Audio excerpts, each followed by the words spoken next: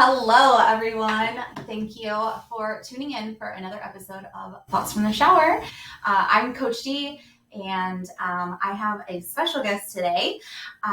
If you have listened to our first podcast with Brandy Lee, you heard me talk about she actually complimented my eyebrows, and you heard me reference my friend Alicia, who is my eyebrow extraordinaire. So I've invited her to the show today.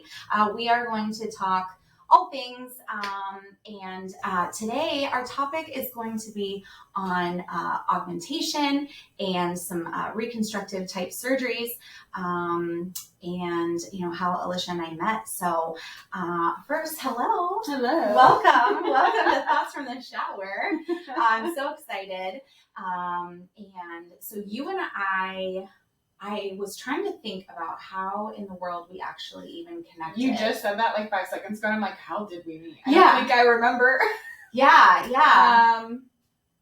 I'm drawing a blank. I don't remember how we I know. I did remember I had a thought in the shower this morning, that because I'm like preparing, and I remembered that you had reached out to me on a social media because you actually went to school with my ex-girlfriend. Yes. I think that's how we met, but then we saw each other in public, and I think I introduced. Yeah. And it might have been at one of your pure romance parties. Yeah. I don't remember. I know. But it was like small world kind of thing where you were just like, wait a minute. Yeah. I don't remember. Like you knew this person too, and then we've lived here, and yeah, I don't remember. We have like those intertwining circles. We do. A lot of our circles touch. Yeah. But I don't remember ever really crossing paths. I don't either. But I remember when we did, it was like, oh, okay, I like her. This is my person. Yeah. And then I think it was just how we rolled from there. Yeah. There was one thing that you said at my birthday a few years ago that I've actually been able to use a lot. Oh God! In context, and say a lot of things. King is cat, or cash is king. Cash is king.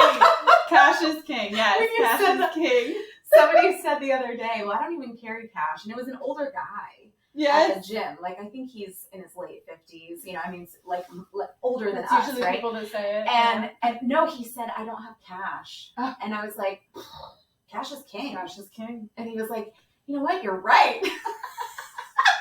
So funny. Yes, I do remember that. I do. Yeah. So, so you're local here. Yes. And we have, groups that kind of intertwine a little bit. But then, you did my eyebrows for my bikini show. Yes, and I always get so many compliments. Well, I'm glad. Yeah. I'm glad. Yeah. Yes, I love doing brows. So let's say, how did you get into that type of work?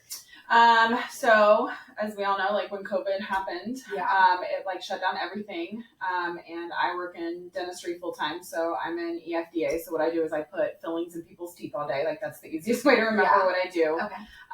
And so I was considered non-essential, and I was like, how quick somebody just took my job from me. So I mean, like I was a stay-at-home mom, for like 3 months. Yeah. 10 out of 10 did not recommend. I had a lot of sad moments during that.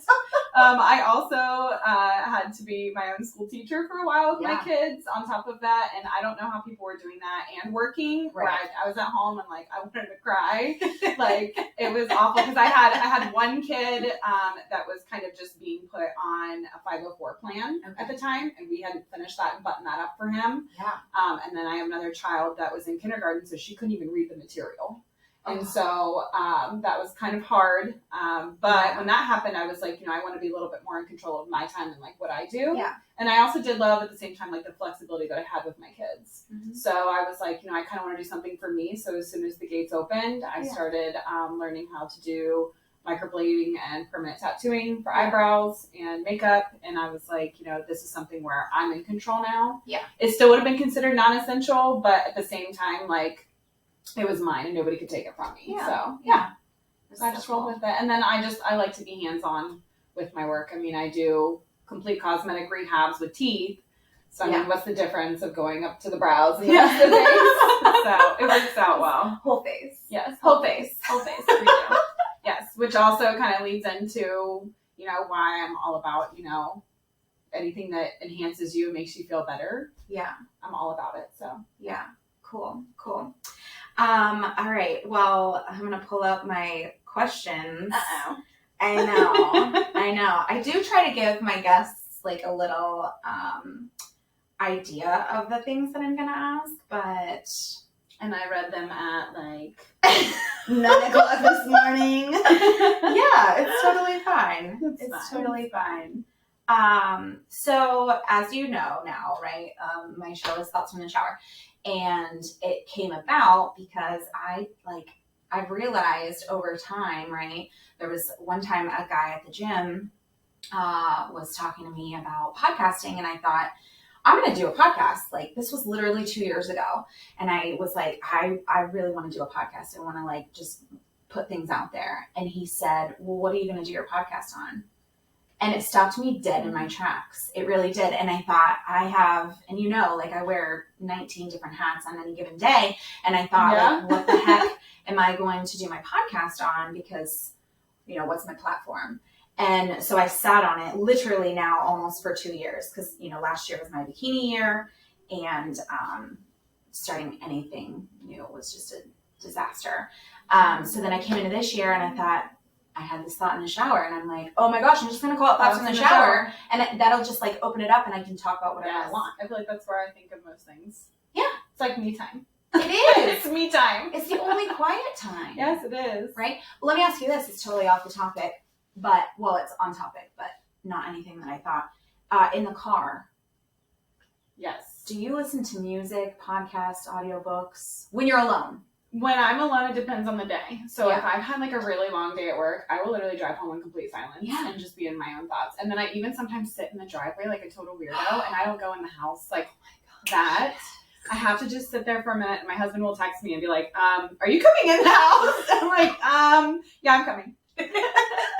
But it just depends. Like, if I have a lot that I need to think about, I work with people all day long, and I don't get any time like to myself. I don't work on a computer. Like, I constantly have a patient in my face. Yes. And then, by the end of the day, I'm just like, I'm done peopling. Yeah. And so when I get in the car and I drive home, I'm just like, okay, like I can think about all the things that I've had to put on hold for the day, and I can process them. And then I can go inside, and then I can be around, my husband and my kids who are all like, Mom, can I have this? Mom, I want that. Dad needs something. I'm just like, okay. Yeah. So yes, I do. But if I'm like traveling, so my daughter and I travel a lot. We just got back from DC last night at midnight. Well, this morning I don't really want to. Yeah, whatever it is. So, whenever we're driving, like, we'll listen to podcasts, and it'll be all different things. Like, we love mystery, ghost stories. That's kind of like what we like to listen to. When she's not with me, I like to listen to murder mysteries. A little darker. little darker stuff. I do love book on tape. Yeah. I love to read, like, risque books. So, yeah. Okay. Yeah, that's my thing. Yeah. But she's not in the car. Yeah, of course. Yeah. Yeah. There have been many times where the kids will text, or they'll actually come out and they'll be like, are you? I'll be in the garage, just in the car. Yeah. Yeah. I found in asking for like 30 people minutes. These questions that I'm not alone, right? Yeah. So it makes me feel like less of a psycho. Yeah. Okay. So first question. How often do you shower? Now, caveat to this. First off, how often are you an everyday full bather? No. Yeah. Okay. No, I'm not. No. So, like, full bather, like, I mean, I bathe, but like getting in the shower, no. So, like, I think we kind of touched on this. Like, I'm more of like depending on when I get home, I like to just at least like clean myself up. So like I said, tits, pits, lady bits. I like to clean all the things up. But yes, I mean, I do like to take my full-on shower at least every other day, just because I work in dentistry and it's disgusting. Yeah. True. Yeah. Do you wash your hair every time? I do not. Yeah. I wash my hair like every 4th or 5th day. Yeah. I was actually talking with a guy the other day. I think being a single woman, I just assume that all dudes are like the same. You know what I mean? Like, it's been a long time since I've been married, and, I don't know. I just figure, like, guys don't understand all the things, like beauty, right? And Yes. so I'm like, they probably don't moisturize. They probably wash their hair with the same stuff they wash. They probably wash their hair with their body soap. You know what I mean? Literally. Like, I remember I asked Nick one time, I'm like, what shampoo are you using? And he was like, oh, it's like the Axe all-in-one. Like, it's like, it like cleans your body and your hair, and it's like got like a beard wash in it. I'm like, what? Yeah. Yeah. I just saw, literally this morning, I saw this funny meme, and it was like something about, I don't even remember the female part at the top, but the male part at the bottom was like him in the aisle, and he's like, oh, cool, 8-in-1. And it literally said like shampoo, conditioner, body wash, beard oil, dish soap, laundry detergent, all in one. Yep. And I was like, well, that's what I assume all dudes are like. Mm-hmm. You know what I mean? Yeah. So I'm curious. My husband is the all-in-one guy. Yeah. I'm curious to have a male on the show at some point and ask them these questions. Don't use my husband. He would be like, I'm the all-in-one guy. I don't care. I'm like the one that has to be like, I think it's time for a haircut. Like, you want me to clean you up? Yeah. Like, he's like, yeah, I don't care. Yeah. He's so easy. With a little scruffy. That's no, funny. he's definitely far from Metro. Not a Metro man. Yeah. And there's, you know, I don't think there's anything wrong with anything along that spectrum. I just have my assumptions. So I'm always caught off guard when a man tells me that they moisturize, or when a man tells me that they, one said they wash their face with bar soap. Now that was, it wasn't surprising really, but it was very disturbing. Right? Yeah. Yeah. Is it the same bar soap for the rest of the body? Mm-hmm. Probably not. Yeah, I just. But who has bar soap these days? I guess people. Yeah, I like that. I think the last couple guys really I've been with. Yeah, I know. We don't have bar soap. I don't. I don't have bar soap. What about your son? Does he use bar soap? You know what? I was just gonna say, I went to the BECUASE Fest last fall, and you know, there's all those like. Well, that's something. And I did buy all 3 of my kids bar soap. Yes, but like that was like a one-time thing because you're at Backwoods and you feel like inclined to buy something different outside the box, and they only had it in bar form. If they had it in bottle form, you probably would. Oh, I would have gone that. Yeah, 100%. Yeah, I only use the Pure Romance body wash because it's pH balanced. Yes, and I like my lady bits to be clean. So, all right. So you think in the shower, we did touch on that one. Yes. Yeah. Yeah. Okay. Here's a good one. Do you have a process in the shower? Like, is there an order of events when you're a full shower person? Order of events. Yes. And I always have the same thing every time. I do it the same way. Yeah. Yeah. So it's like that, like head, shoulders, knees, and toes. So it's like the kid way of doing it, right? Like head, shoulders, knees, and toes. So that's like kind of how I do it. So I always start with my face. Yeah. So I have like a cute little like pink glove that I put on, and I just like scrub the face down. And then after that, then I'm like, you know, that stuff like goes into your hair. So then I'm like, okay, shampoo time. So then I like shampoo my hair, and then once I'm done with shampooing, then I'll go move on to conditioner. I'll like lather my hair in conditioner, and then I'll just leave it. And then I will move on to shaving. Okay. So like shaving before you exfoliate and So I will shave first, and then I will exfoliate just because I want all that scum and soap off of me. Okay. And then I work my way like down the body, and then when I get out, I have to moisturize myself also with Pure Romance body oils, which I love. But I will say, if it gets on your floor, you will die. You'll die. You will die. Like, you will slip and fall. Nick came in the room and is like, what is all over the floor? He's like, I almost died. I'm like, it's my oil. Doesn't it smell nice? He's like, oh my God. At least you're going to go out. Like, but I smelled nice. Yeah. You were excited. I was naked. I smelled good. And you almost slipped. You almost fell. Yeah. Not a big deal. Yeah. It's not a big deal. It is very dangerous. Yes, it's very dangerous. All right. Showering alone or with others? It depends on what we're trying to, you know, complete. Yeah. You know. So showering together has one mission. Correct. Yeah. For me personally, showering together, we have one mission. Yeah. One in-game result. Showering, and it is not going to be cleaning during my process. There's no. So if I don't want to share the water, but also like Nick is not the same temperature as me. Same. Okay, like, it has to be, like, burning hell when I get in the shower. Like, I want your skin to fall off. Yeah. Nick, I feel like it's Nick is like, clean. if Nick tried to get in my shower water, he'd be like, ah, like, run to the other end. He would probably fall out of the side of the shower. Like, we can't ever agree. Like, so we even have a hot tub in our house, and we cannot even agree on that temperature. Yeah. Like, he, like, sits on the edge with, like, his legs in. Like, I can't. How do you sit in that? It's so hot. I'm like, you're such a baby. Yeah. I went to, I checked into Cherry Valley Hotel a couple weeks ago, and I did it to, like, unplug and turn off life, right? And they had a jacuzzi tub, and I'm like, I mean, I can't, be here. Mm-hmm. I did learn my lesson. The next time I go, I'm going to do 2 nights. That way the first night I'll just do wine tub, relax, body care or whatever. And then the second full day I can work and, all the things. So I did learn that lesson. However, so I'm like, okay, I had 1 small glass of wine and I turned on the tub, and this thing was so huge. Like, I've never been in a tub so big. You go swimming in it. Right. Yes. I couldn't touch, So anyway, I turned it on full blast, put some Pure Oils bubble bath, whatever. And then kind of just, like, forgot about it. I was like, well, it's not full yet.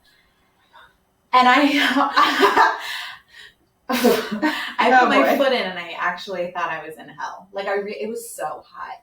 So it wasn't full, so I just turned it on cold, and I was just trying to swish it, and then I pulled my hand out, and it's red, and I let it, and then swish it, and it was just under scalding. Mm-hmm. And I was like, I can't wait anymore. I got to get in. Yeah, fiery pits. Just got to do it. I did. I was actually sweating. Yeah. Yes. Right? It's definitely not something to, like, cleanse yourself. I just view it as, it's just like a wet sauna. Just get in. Just make it happen. Yeah. Yeah. Just push through. Yeah. We're going to be fine. It's fine. It's fine. Yeah. I was like, well, I need to take a shower now. Okay. Last question. Post-shower routine.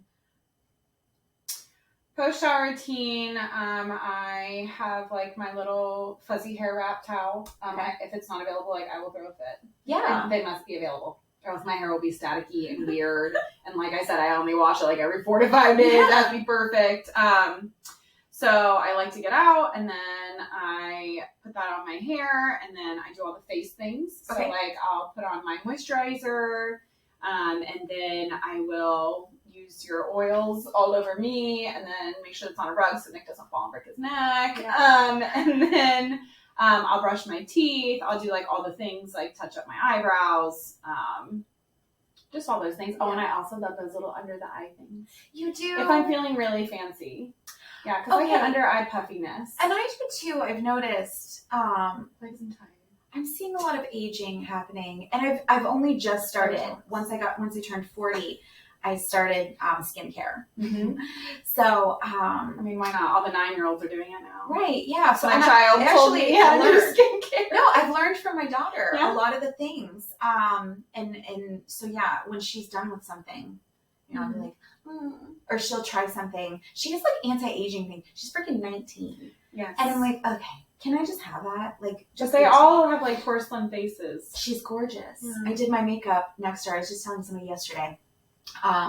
Because we were talking about something at the dance studio, and she was very surprised that I had a daughter the age that I do. She's like, oh my gosh, you look so young. And I'm like, I mean, obviously, thank you. But I said, I know that I do look much younger than my age, which is wonderful. But doing my makeup, like, side by side in the mirror next to my daughter was very disheartening.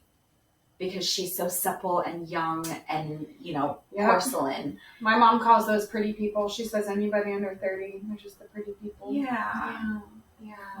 Oh, it's sad. But it's okay. No, I'm fine with it. Yeah. It's all right. Yeah, it's fine. Okay, so then that'll lead us into our topic for today. Augmentation. So you've had some work done. Mm-hmm. You actually were very, very helpful when I had mine. Yes. So you thought you were gonna die. I did. I was very scared. Yes, it is scary. I'd never done anything like that. I had kids, but those just came out of my vagina. It wasn't a big deal. Mine didn't even come out of there. So and so yeah, I remember reaching out to you. Did I reach out to you after I'd already had it scheduled? Well, we talked first a bit about it before you scheduled. Okay. And then you asked me who my doctor was. I think that you were kind of shopping docs. Yes. And then I think that you had then reached out to me that you did find who you were going to go through. Which I think you did CAPS, right? I did. Yep. Yeah. And then you kind of like asked me like what to expect. And then I did tell you like mine was very different. Yes. So I had a reduction, a lift, and implants placed. Yeah. So mine was like a full reconstruction. It was like we just tossed away the old boobs altogether. Done. Yeah, they were just done. So yeah, because I had F's. Yeah. I mean, I had sad boobies. Yeah. So talk about what that was like, because I know for me, a lot of my reasoning behind it, of course I had the bikini competition that I was preparing for, and I don't know if I would have really would have gone for it as quickly as I did had I not had that show coming up. Yeah. Right, because you saw like I got super lean, and then it was very traumatic, but it was something that I always had thought about, just because people were just mean to me about my breast. Did you have any? Obviously, yours would have been the opposite side of that spectrum. Yeah. So I never had anybody mean to me, I guess. Yeah. I was probably my worst critic. I'm definitely one of those people that I'm super confident, but it's only because of I think where I've made changes. Yeah. So my process was similar but different. So like I had lost 45 pounds. And then I was just kind of left with like very sad bags attached to me. And so everything else was looking really good, but that was the one part of me that I just still wasn't happy with. Yeah. And my husband, he'll tell me how amazing I look until the cows come home, but it has to be me that feels that way. I mean, I can truly care less what he thinks, but I really don't care if you like it or not. So for me, I was just like, I wanted to feel really good whenever I stood in front of a mirror. Yeah. And I had never felt good about it. And I had a friend that had a reduction. Okay. And I just noticed the change in her. Just like, whenever you have very large breasts, you don't get to wear the cute swimsuits. Like I had the body that fit the swimsuits, but I couldn't even fit in the tops at all. Yeah. It was just impossible. Yeah. So I talked to my husband. He's like, yeah, sure, do whatever you want to do. Like totally supportive. Nobody ever made me feel bad. Now, my mom also had a reduction. Okay. My mom, she struggled for a long time. Now, she did go through the whole people making fun, My dad was not the greatest. So that was just something that I at least had her to guide me on how that process went. Yeah. Yeah. So. Yeah. Yeah. Yeah, I can definitely relate. I have like this large, somebody asked me, I didn't know what a BBL was. Oh my gosh. Okay. And I show up to a Pure Romance party and I'm wearing leggings. I try to look kind of cute when I go to those. And the girl looks at me and she's like, oh my God, did you have a BBL? And I was like, are you sure that wasn't me? Did I ask you that? No. And I was like, this was like a group of girls that I'd never met before. You know what I mean? And I'm like, I don't know what that means. Like, you know what I mean? Like sometimes you walk in and you're like, I feel so out of place. And I said, I don't know what that means. And she's like, a BBL. And I was like, a bad thing if they think that you had something that people pay a ton of money right. for. Like, right. So she explained it, and I was like, oh, no, it's natural. So anyway, I've always been very large at the bottom, and I do have, some things there. Big booty hole. Yeah. All through high school. Yep. But then also too, when I was in high school, I've always been very small. And I didn't find this out until much later, but I had like the small pointy boob.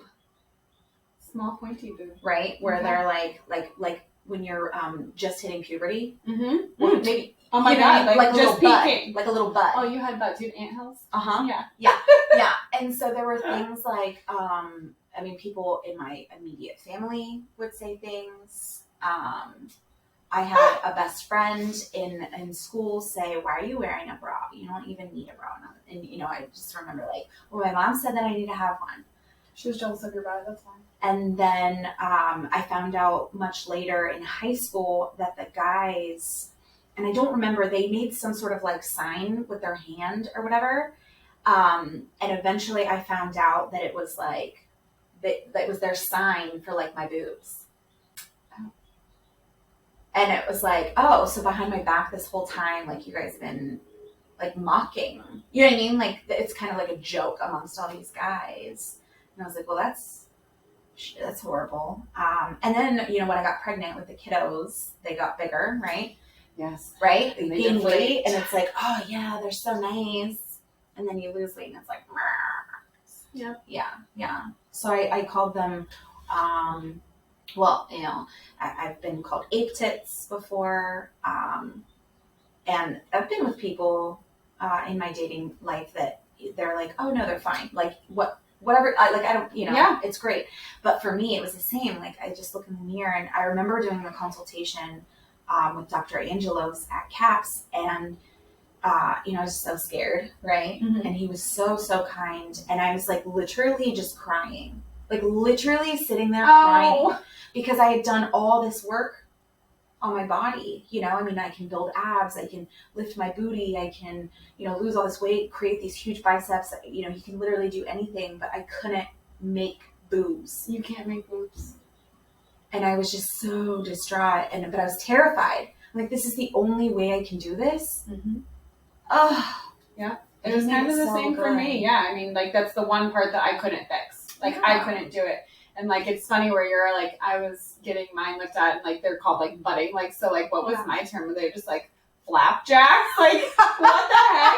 So, yeah, I remember whenever I had to go in, and my doctor is also a male, Dr. Licton, and so I go in there, and he has to, like, lift the whole breast and, like, tuck it. Yeah. Just to see where things will land. And I'm like, I can't wait. This is going to be great. So I was very happy with how he did mine. But it's funny because I still have that like before pic, like the right before we reeled in. Yeah. And I remember coming out and I like, because mine were so large that I was like, oh my God, I can breathe. Oh. It's like that feeling like right whenever you have your baby and you're like, okay, I can take a full deep breath again. Yes. Mm-hmm. Yes. And it's been great. And I wear like every triangular top that I can. I can wear spaghetti straps and not have to wear the horrible, ugly bra that has to like hoist them up. Yeah. It's great. Isn't it awful? Women's, it's such a shame. It is. It is. I mean, we've had tits as long as we've been walking this planet. Mm-hmm. You would think. Yeah. There'd be better like more functional things. Mm-hmm. For the tits. Okay, so you were an F. I was an F. Yeah. And how small did you go? So I requested a C. Yeah. I think I landed on like a D. Yeah, you're solid. Yeah. Because I'm a C. Yeah. So I asked for a C. I told him I was even fine with going on to a B, but he was like, absolutely not. Yeah. So yeah, I think we kind of landed between a C and a D. But you could wear a one piece. Yeah. Oh yeah. Yeah. Yeah, I wear two pieces, I wear one pieces, like I'm bodysuits and all the everything. Things. Is this a bodysuit? No, this is just a long sleeve shirt tucked in. Yeah, nice. Yeah, looks very svelte. Looks very svelte. Yeah. Now because I was an extra small and then an extra large. Mm-hmm. You know, and so now it's like it matches more. Yeah, I'm like a medium now, which is nice. Mm-hmm. Because I think I always wanted to just have the option. I've always kind of been forced into the bikini. Yes. Because I couldn't do anything else. I'd buy something big for my butt, and then it would just like loose at the top. Yeah. You know? Or vice versa, fit something here, and then it's like up my ass crack. You know. Mm-hmm. Which I mean, it's kind of style, right? Yeah. But it is. It's very uncomfortable on the hippies, you know, when it's like sucking the butt in. Yeah, and then you have like the double butt. Yeah, I don't want a double butt. It's not cute. One butt is good enough. One butt is big enough. It's big enough. Okay, so what else have you had done? I did have a full tummy tuck. Okay. And I got asked the same question if I had a BBL. So so I had. But you did not. I did not. Yeah. I did not touch my butt. My butt is 100% mine. Yeah. It's mine. So I did have a tummy tuck. I had it done at the exact same time as my breasts. Okay. And from my weight loss, and it happened so fast, I had like just this pooch. Yeah. And both my kids were C-section. So I've actually, fun fact, I've never even had a contraction. I've never been in labor. Yeah, I have no idea what that's like, and I'm not sad about it. I don't wonder what it's like. I've had enough friends have kids, and I was actually on the maternity ward for labor and delivery whenever we were waiting for an OR room to open up for me. And the shrieks I could hear. Oh. I was like, nope, I think I was wheeled in and out in 25 minutes. Like, here's your baby. I was like, okay. My first doctor that delivered my daughter, I was 20. So I was like in pain and like shrieking and stuff. And he was mean to me. Mm-hmm. I never wanted another male delivery doctor because he was like, you need to calm down. And I was like, oh, are you pushing this baby out of your vagina? No, he's not. Yeah. He's not. Anyway, I swirl. Okay, so the tummy tuck, but you had it done at the same time. I did. So, if it's not just like loose skin, so mine was just loose skin. I mean, like it was gross. I had like this like little pooch. And that was another part that I was very uncomfortable with. And I'm like, if we're going to do this, we're going to do it in one shot. So, they actually took 2 pounds of just loose skin off of my belly. Wow. Yeah. So just from your stomach. Just from my tummy. Wow. Yeah. So I had that done, and they tightened everything up, and and how's your scarring? Fine. It's like a tiny, like it's completely bikini hidden. So it's like hip to hip almost. Mm-hmm. It's very, very thin. It's faint. I mean, I had this done like 2.5 years ago, almost 3. So, it was easy. I think I took 3 weeks off work. Mm-hmm. You're supposed to take like 8, but I'm crazy. And, I mean, yeah. And then, I had that done, and I felt like the recovery was different. So I will tell you, from like a tummy tuck where they are kind of like hooking you down, like they're taking that skin and they're pulling everything down. Yeah. And then they're relocating your belly button, which I know sounds really weird. Yeah. It's different. And then like the top half I felt like was nothing, because I would say the tummy tuck portion was a little worse. The core. Mm-hmm. Your whole core. You have to learn how to like use your muscles, things that I didn't even think of. Like you can't lay on your side. Yeah. Side sleeping took me almost 6 weeks to do. Like I couldn't even get over onto my side. It was just uncomfortable. And then also one of the things I remember, I didn't realize how much, and mine was very simple. Opening up a wrapper. Even if you wouldn't have done the tummy tuck, right? Your breast augmentation was much, much different than mine. Yes. Mine is literally, I mean, I have just a teeny tiny little incision right underneath the boob. But I was dumbfounded by the amount of things that took that pec muscle. Yes. I didn't realize. Mm-hmm. I remember I drove, so I had it done on a Monday, and I had a gynecologist appointment. And you know how hard those are to get. I had a gynecologist appointment on Friday, and so I asked Dr. Angelos, I said, am I going to be fine? He says, you should be fine, but be careful. Yes. And I was like, okay. And well, you remember my anesthesia thing. That was just a fucking disaster. But anyway, the point is, I got in the car, and I was exhausted. Yes. It was exhausting. Mm-hmm.